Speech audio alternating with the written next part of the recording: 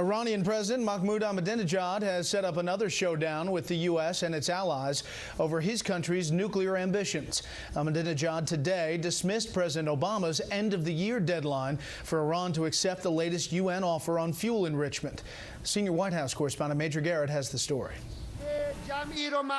Iran's hardline president, a key voice but not the only one in the mullah-dominated government, today rejected President Obama's year-end deadline for Iran to abandon its feared pursuit of nuclear weapons. Mahmoud Ahmadinejad, injecting a near-comical negotiating non-starter, said the U.S. and Israel must first disarm.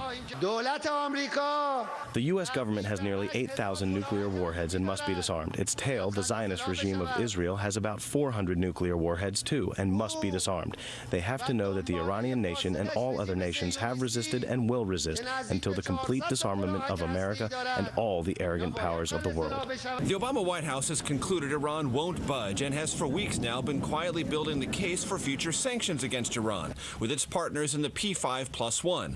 That's the U.S., Britain, Russia, China, France, and Germany. Mr. Ahmadinejad may not recognize for whatever reason, the deadline that looms, but that is a very real deadline for the international community, and I think all of those involved in the P5+1 would encourage Iran to take that deadline as seriously as it's being taken by us. Ahmadinejad said Iran's government, witnessed this year to street protests and unprecedented challenges to central authority, is not, as many Western analysts suspect, losing its grip.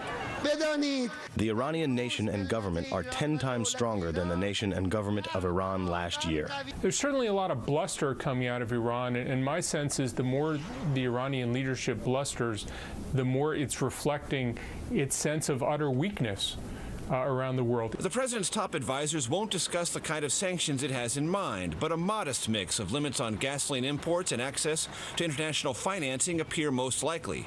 Provided, of course, Russia and China, whose leaders Mr. Obama met with in Copenhagen last week, play ball.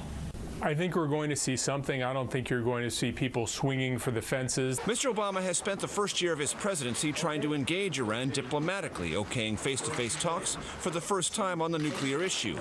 Critics say it's all been a waste of effort and U.S. prestige. Basically, Tehran has been given an extra year in which to build its nuclear weapons program, while the White House has been dithering.